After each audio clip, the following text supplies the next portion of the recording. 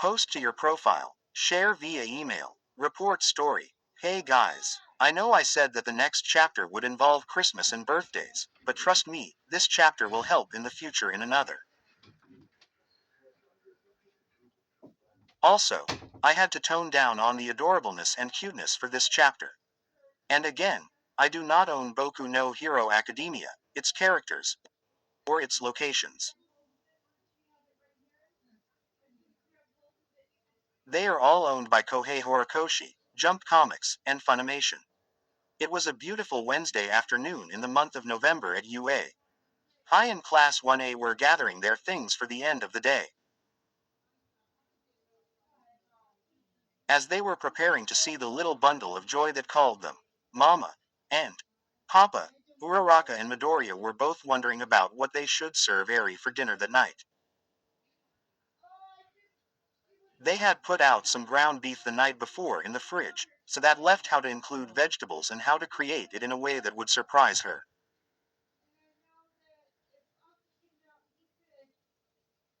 Maybe we could try meatloaf. Midoriya asked before he dismissed it, knowing that Eri had that dish last week. What about tacos? Uraraka asked before she realized that Eri would probably never touch another one of those after the incident back during the beginning of the month. One Tuesday, Class 1A decided to have tacos for dinner, to which Eri was more than excited for. However, things had taken a turn for the worse that night. As it turned out, Mineta had tried to pull a prank on Kaminari by putting hot sauce in his taco. Unfortunately, the taco had accidentally ended up on Eri's plate. Needless to say, Eri ended up crying from the burning sensation and Mineta ended up sleeping outside, his face all black and blue from the smacks he received from Uraraka and the girls, as well as from Kaminari and Bakugo. How about? Midoriya began, but stopped when he noticed that Mr. Aizawa was standing right in front of them with a note in his hand. Midoriya, Uraraka. He said as he handed them the note. The principal would like to speak with you both in his office.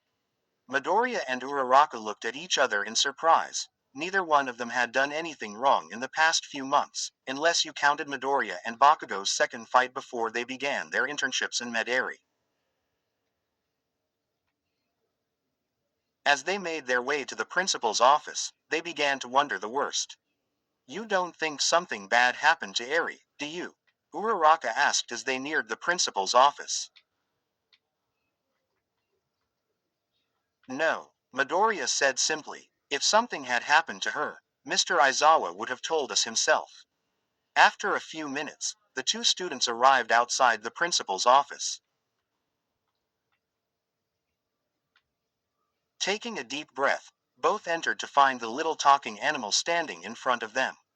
Ah, Midoriya, Uraraka, Nezu said as he raised his right paw and waved. Though his expression rarely changed, the students could see a hint of something unpleasant in his eyes. Distrust, anger, restraint. They hoped it wasn't directed toward them.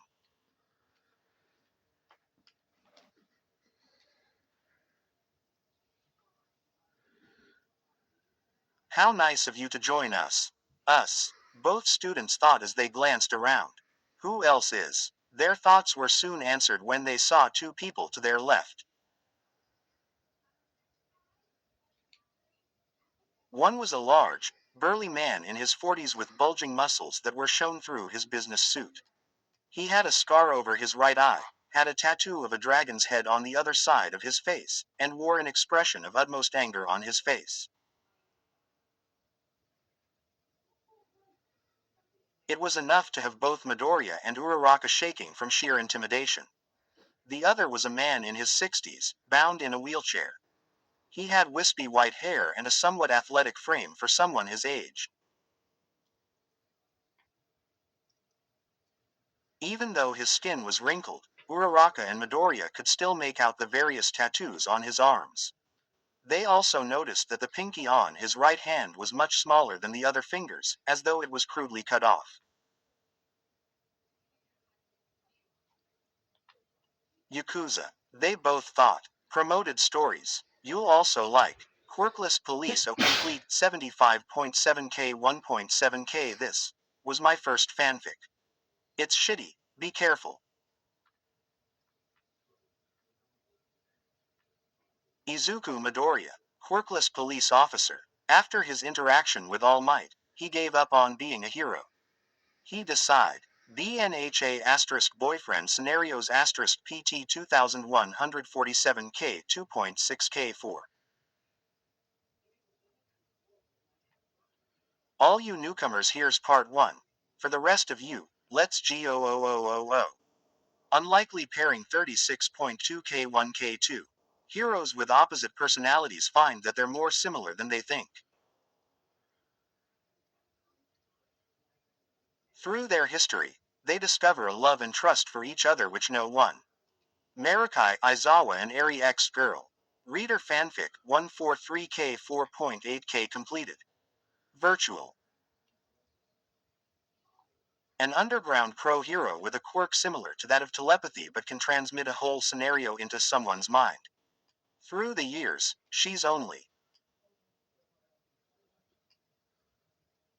Who is that? 6.1K 145 and quad. A new student has arrived in school.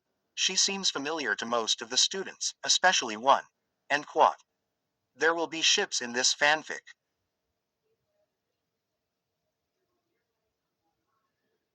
Some of them include my chat fic Academia 78K 1.1K watts. Up my crackhead so title says it all, there's going to be ships in here so. Buckle up bitches, my ships. Todo Momo, Kiri Baku, Kami Jiro, Toko Suyu, Iida Mei.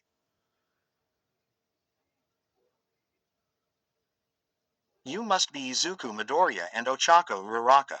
The old man asked as the bigger man wheeled his chair over to the two students. The old man then gave the best bow he could, while Midoriya and Uraraka themselves gave bows out of respect.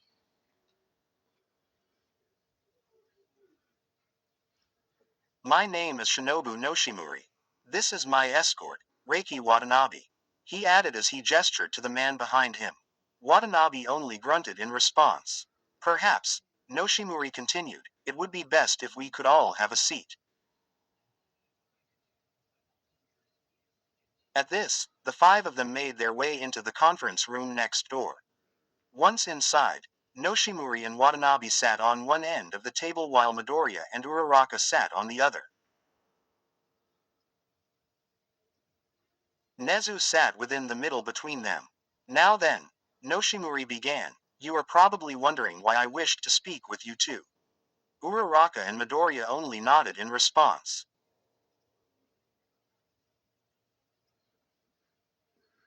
Giving a small smile, Noshimuri said, lately, it has come to my attention that you and a few other heroes fought against my old syndicate, the 8 Precepts of Death. Also, he continued, it has also come to my attention that you also aided in the rescue of a young girl named Eri, to whom I hold and care for dearly.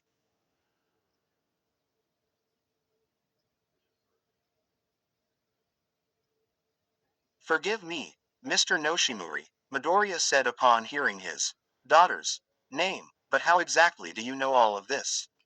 Well, to tell you the truth, my boy, Noshimuri said with a sense of confidence, I was the capo for said group and was the teacher of Kai Chisaki, until a few months ago when I fell ill and gave control of the group to him. And to answer your question about Eri, she is my granddaughter. At this revelation, Uraraka and Midoriya's eyes widen in shock. They had heard that Eri had a grandfather, but they never knew that he was alive and a former leader of the group that was holding her captive.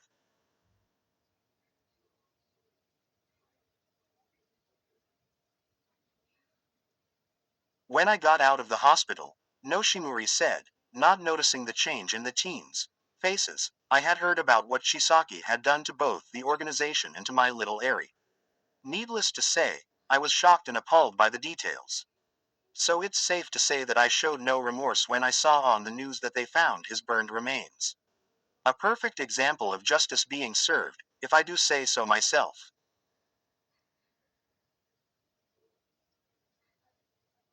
But Uraraka stuttered slightly, still in shock by the previous announcement.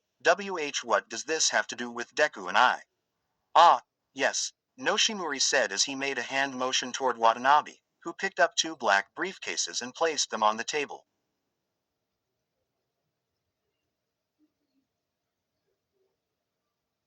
I wish to commend you both for taking my granddaughter into your home. From what Nezu has told me, he added as he gestured toward the biped animal, Eri has been taken good care of and that she has been extremely happy thanks to you too. For that, I am forever grateful. So, I wish to reward you both for all that you have done. After he motioned with his hand once more, Watanabe pushed the two briefcases toward Uraraka and Midoriya. As they caught said briefcases, the two students felt a strong force surge through their bodies, as a way of indicating Watanabe's strength.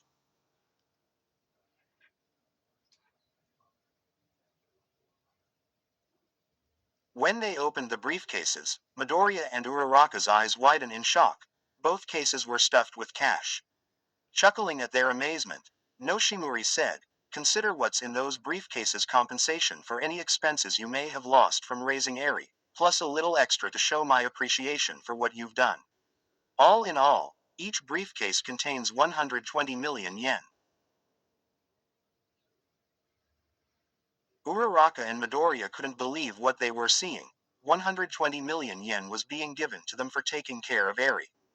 Midoriya's mind raced at the thought of having all that money.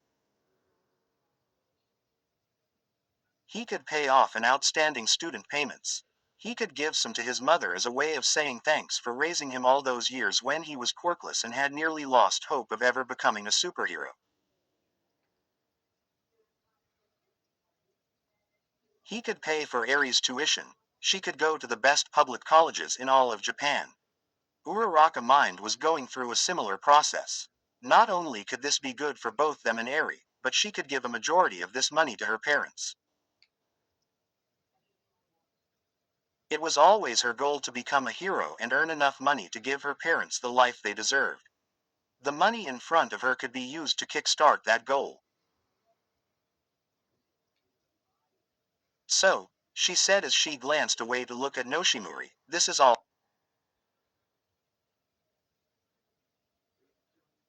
for us. Indeed, he said before a look of seriousness spread across his face, if you were to return Eri to me. Any hopes and dreams that formulated into Uraraka and Midoriya's minds were immediately shattered when those words came out of Noshimori's mouth. Slowly, they looked up with impassive looks on their faces.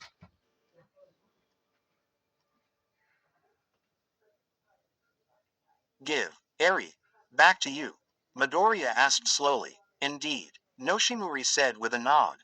She is my granddaughter. After all, though, I can assure you, she will be placed in a better home and will be treated well. When available, we could even set days when she could meet you two for a day.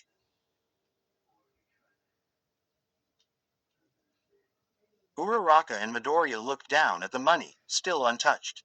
With this, they could use to help not just themselves, but their parents as well. Goals could be met, better living arrangements could be made, and even tuition wouldn't be a problem.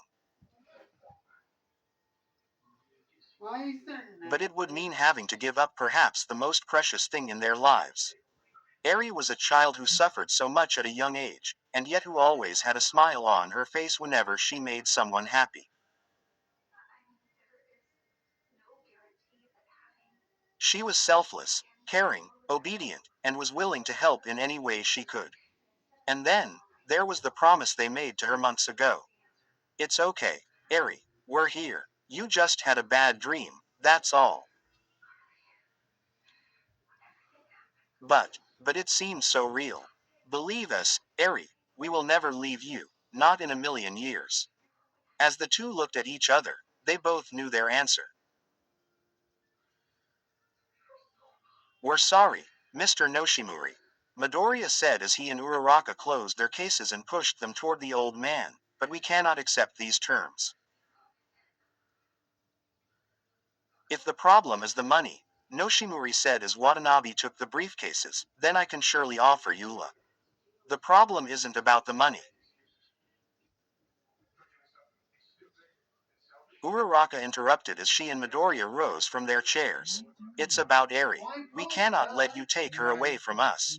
A long silence loomed through the air as the two students stared at the criminal and his underling.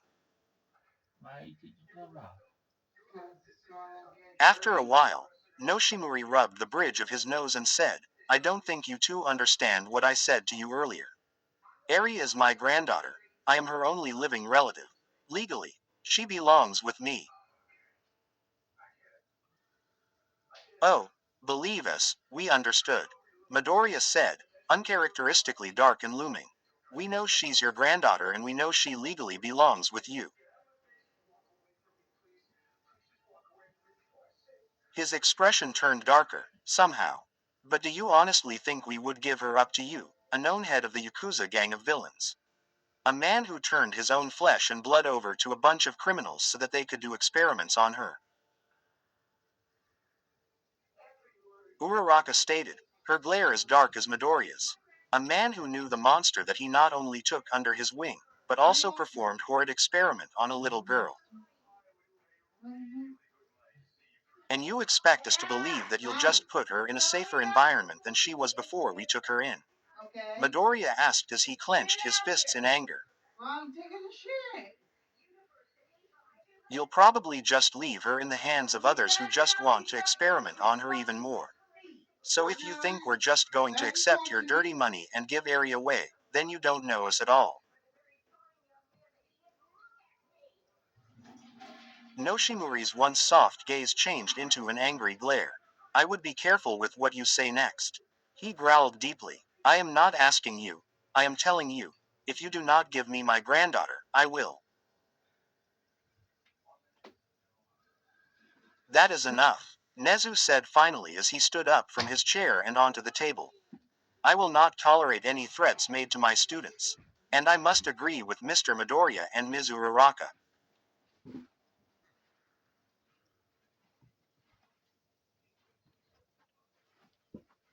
He added as he slowly made his way to Noshimori. You may be Eri's legitimate family member, but you are also a criminal. The police entrusted UA High School to look after Eri and, thus, protect her from any harm that may come to her. In turn, I entrusted Mr. Midoriya and Ms. Uraraka to look after her and care for her. And from what I have heard from their fellow classmates and Eri's teacher, they have done a much better job in raising her than you or anyone else from your organization had ever done.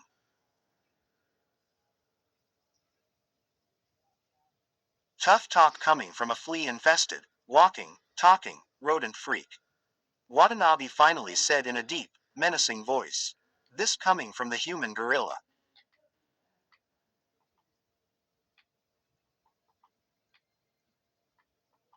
Nezu retorted, brushing the insult off as if it were dust on his suit.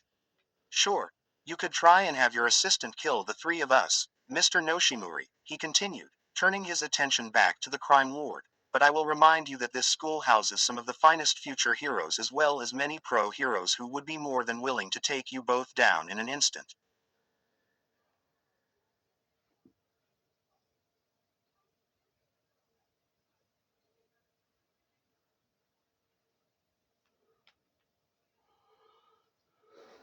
And one or two students aren't against killing a criminal. He added, making a slight reference to Bakugo. So do us all a favor. Take your filthy money, take your lackey, and get off this campus.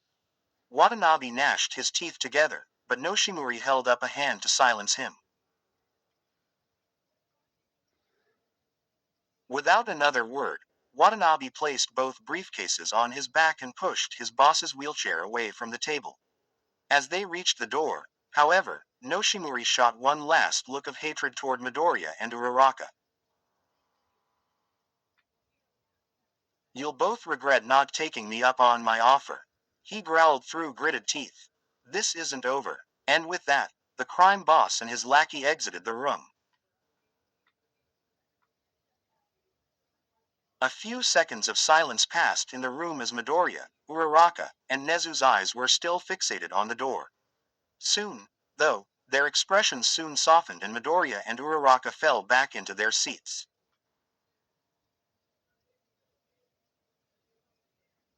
You both did the right thing, Nezu said as he stood in front of them. It takes true love and care of a person to deny an offer that incredible. Yeah, Midoriya said, but what do we do now? We just made enemies with a Yakuza boss who's Eri's grandfather.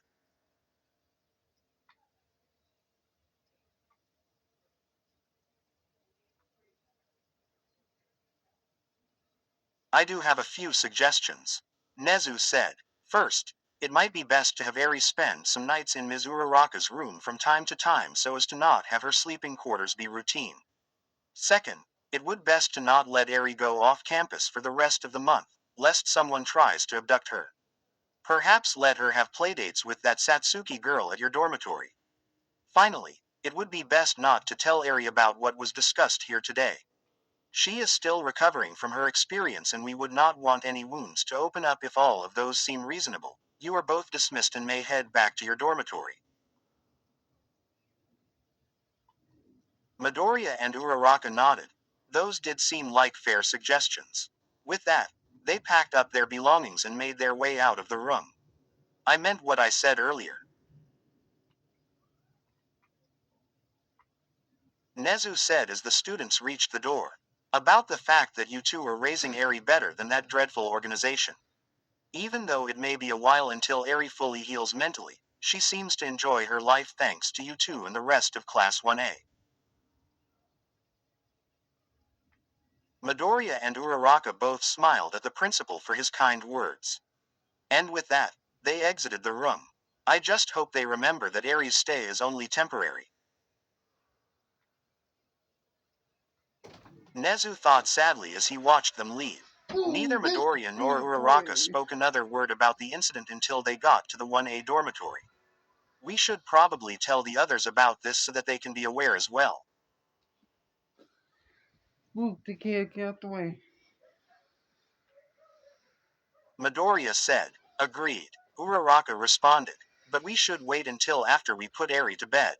Midoriya nodded, and with that, both students entered the building only to be met by the rest of their classmates. What happened? Momo asked in concern. We heard that you both went to the principal's office. Was it about the hot sauce incident?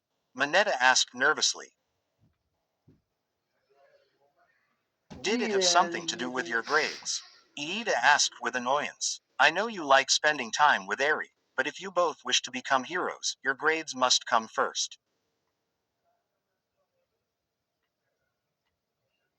Mama, Papa, a small voice asked. The class parted to reveal Eri, who was staring up at Midoriya and Uraraka with concern.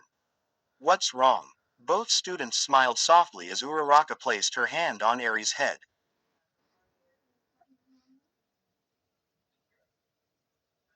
It's nothing, sweetie, she replied. Have you eaten yet? When the little girl shook her head, Uraraka took her hand and led her into the kitchen.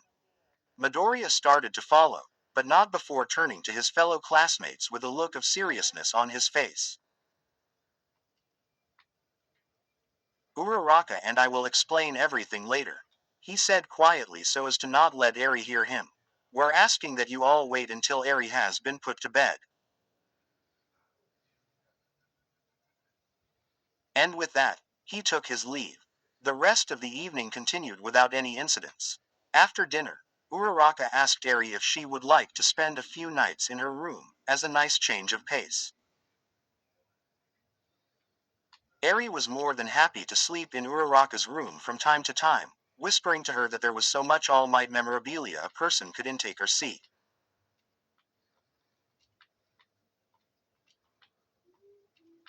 At around 8 p.m., Uraraka and Midoriya took Eri upstairs to bed.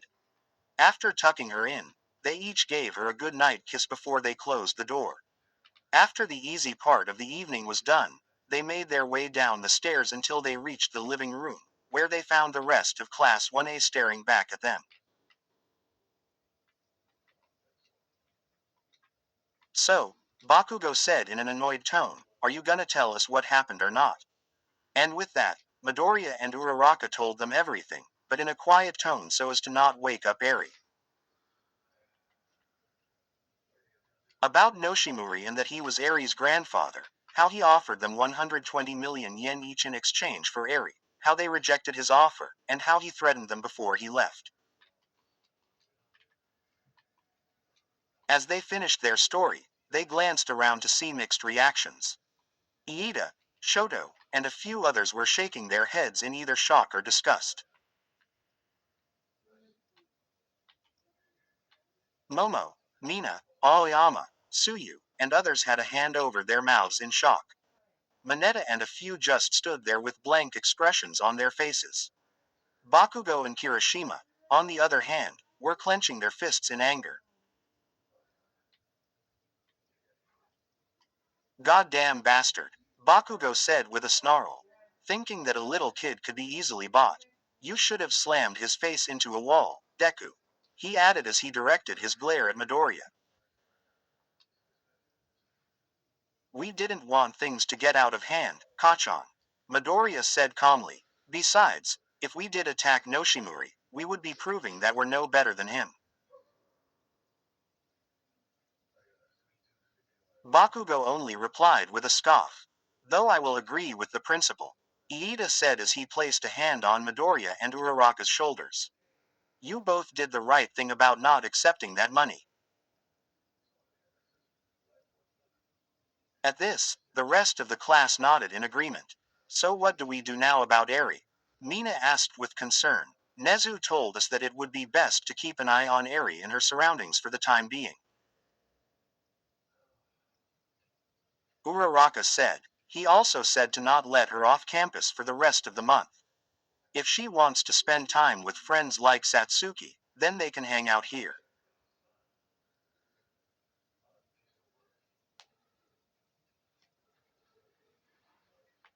She added as she glanced at Tsuyu, who nodded in agreement. But the two of us cannot do this alone. Midoriya chimed in.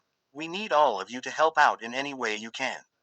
After the simulation joint and training camp invasions, we can't be too careful.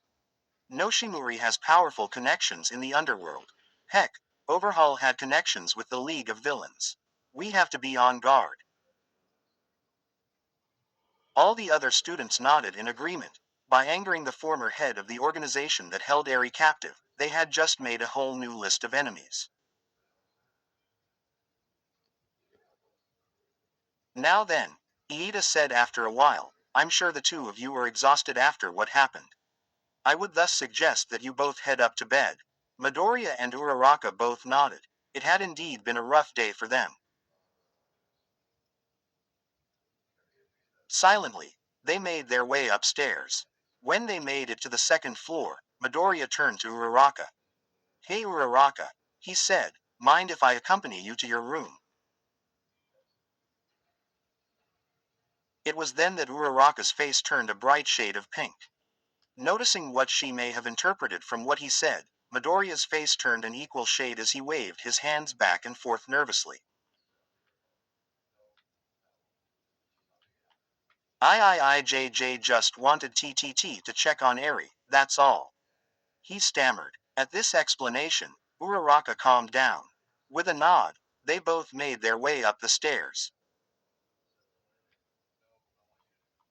When they reached Uraraka's room, they opened the door slowly so as to not wake Eri up. They glanced in to see her curled up under her blanket, cuddling up with the Midoriya plushie that Momo had made for her a week ago. The memory of that day still brought a smile to both Midoriya and Uraraka's faces. When Koji had shown Eri the teddy bear and giraffe plushies in his room, he offered to let her have one of them.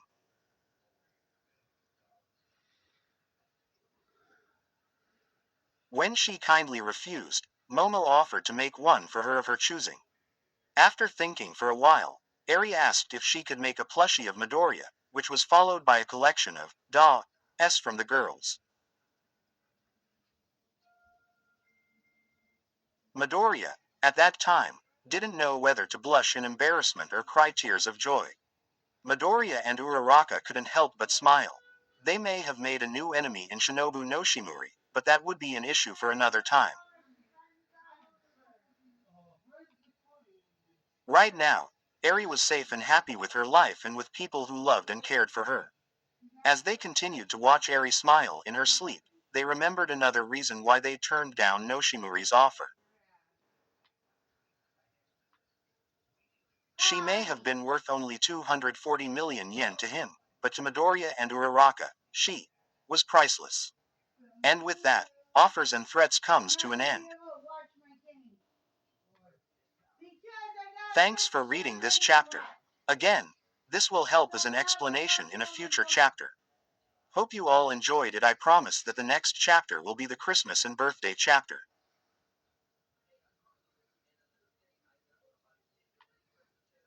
By the way, I met Justin Briner, the English voice actor for Midoriya, at Boston Comic Con on Saturday, August 11th. When asked what he thought about the Izuocha ship, these were his words. "Yeah, man, I am all for those two as a couple. I thought I was going to explode with happiness." The voice of Midoriya is in support of the ship. Someone grab the champagne. Ha. But in all seriousness, that's awesome to know he supports it. I also got a photo with him, with Christopher Sabat, All Might photobombing us. And kudos to Black Fuego Rio and Discord user Ignil Sishuki for editing this chapter. Anyway, don't forget to favorite, comment and follow for more. Until the next chapter, this is Anime Fan 299,110, telling you all to go beyond. Plus, Ultra, where stories live. Discover now.